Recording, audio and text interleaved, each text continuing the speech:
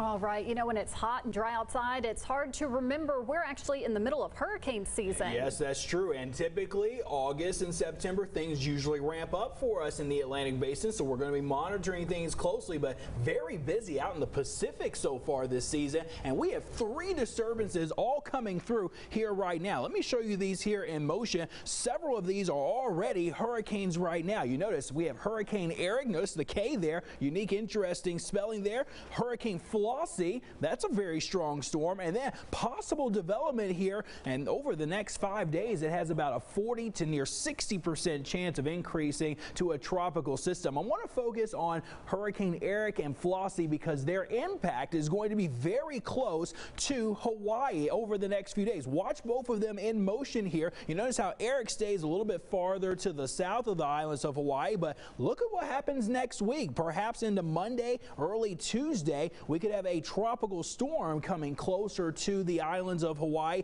Either way, they are going to get some rain from both systems, and of course the wave will begin to pick up a lot more there too, but it's going to be Flossie that most likely will have the bigger impact of these 2 systems. So we'll be watching this region closely over the next few days. We are tracking these storms. You can find that over at our hurricane tracker section of EastTexasMatters.com. We're also keeping an eye on what's happening in the Atlantic Basin. You might say, well, there's not a whole lot happening. Yeah, there's some organized showers and storms. Nothing really too significant right now, but the main area that we are monitoring for you now is going to be this X here, an area of disturbed weather that within the next 5 days has a medium chance of becoming a tropical system. Forecast models have that working its way into parts of the central Atlantic and then curving up a little bit more toward the northeast, toward the eastern part of the United States. But remember, that's about 7 days out, so we'll see how all of that looks to occur within the coming days. But the tropics, yes, getting a little bit more active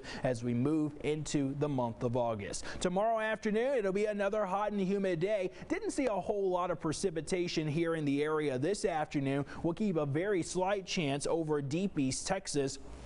Your first day of August, high temperatures lower to mid-90s with our heat index around 100. Some areas briefly getting up to the 102, maybe as high as 104 range. The extended forecast continuing to show hot weather for the first few days of August. But watch what happens this weekend. A nearby system is going to help increase rain chances. We've went up to a 30 and a 40% probability on Saturday and Sunday. Hopefully we can increase those chances more. Temperatures, though, coming down into the lower 90s and hopefully more optimistic for more 80s this weekend because of that cloud cover that will be with us. It is associated with the nearby front, so the wind will turn from the south to the northeast as we get towards Saturday and Sunday. Very short-lived though, because look at next week. We heat back up again, heading back toward the mid-90s next Tuesday and Wednesday. Here's your deep East Texas forecast. Yes, the typical isolated shower still possible over the coming afternoons, but this Saturday and Sunday, if you're trying to make some outdoor plans, keep an eye to our forecast as we are going to keep some rain chances around.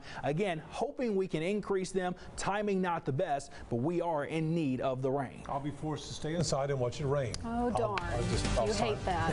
You know, someone has to do it. Yeah, someone does. Thanks for falling on the sword for us, Neil. Coming up in sports, a couple of big